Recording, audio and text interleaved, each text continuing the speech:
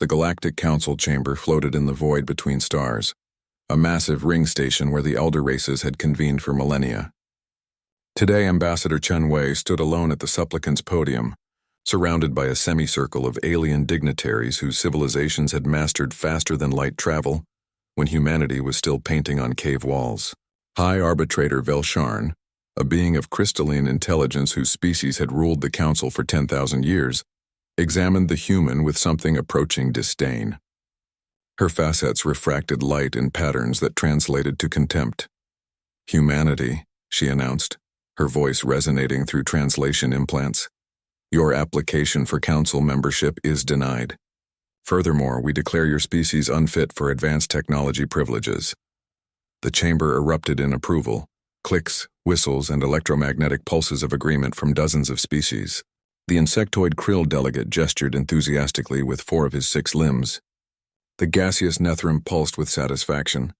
Chen stood perfectly still, his weathered face betraying nothing. He'd expected this.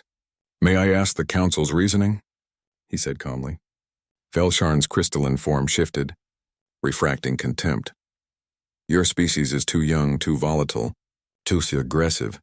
You've had nuclear weapons for barely 2 centuries and have nearly destroyed yourselves 3 times. You wage war over invisible lines on your single planet. You lack the evolutionary maturity for galactic citizenship. We reject your application and hereby restrict human expansion beyond your home system," added Councillor Threx, the reptilian military commander of the Saurian hegemony. "Consider yourselves quarantined for your own protection." Chen nodded slowly. "I understand.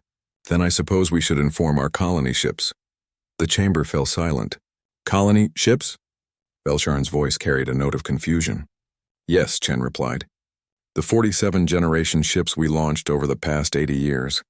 They should be reaching their destination systems right about now. We figured we shouldn't put all our eggs in one basket, as we say." Threx leaned forward, his scaled face tightening. "Impossible. Without council-approved FTL technology, such journeys would take centuries," Chen finished. "Yes, our ancestors who boarded those ships knew they'd never see the destination. Their children wouldn't either. Nor their children's children. But someone would. That was enough."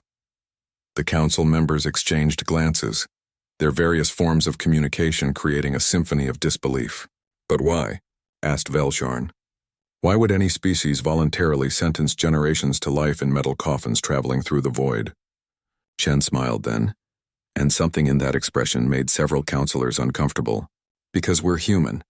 We don't wait for permission to reach for the stars. We don't require approval to survive. When you've spent your entire evolutionary history as prey animals on a death world, you learn one crucial lesson: adapt or die." He pulled up a holographic display. "While you were deliberating our worthiness, those 47 ships have established colonies on 47 worlds. Each one now has a population of over 10,000. They're terraforming, farming, building. In another generation, each will launch ships of their own.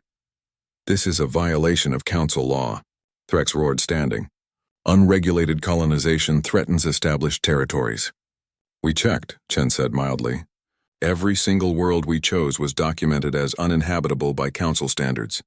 Too much gravity, too much radiation, atmospheric composition all wrong, extreme weather patterns. Your own surveys classified them as worthless." The krill delegate's antennae twitched rapidly. "Then how do your colonists survive?" "We adapt. We engineer. We endure." Chen's voice carried quiet pride.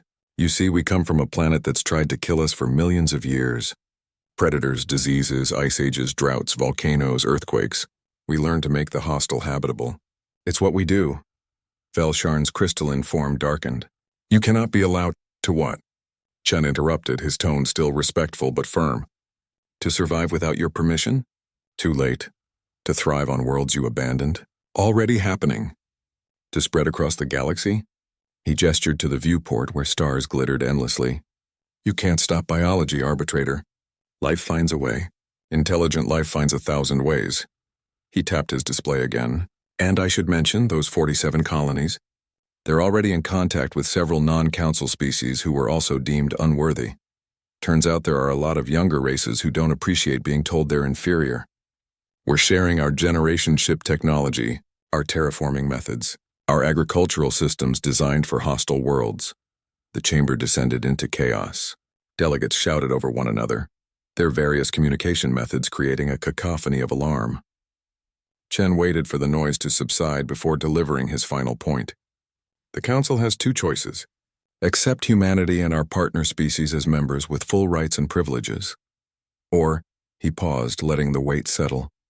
Watch as we build our own network, one founded on cooperation rather than condescension, on resilience rather than restriction.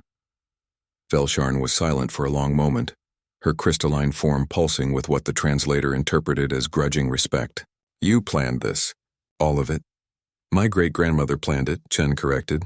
She was on the International Space Committee when the Council first denied our exploratory vessel permission to leave our system. She realized then that we'd never get permission, so humanity did what it always does when told no. He smiled again, broader this time. We found another way. The vote was called within the hour. Humanity's application passed unanimously. As Chen left the chamber, Velsharn stopped him with a pulse of light. Your species terrifies us, she admitted. Good, Chen replied. Fear breeds respect, and respect is all we ever wanted. As his shuttle departed the council station, Chen looked out at the infinite stars and thought of his great-grandmother, who'd never lived to see this day but had made it possible nonetheless.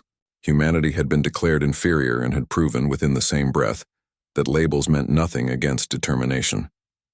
The galaxy would never underestimate them again.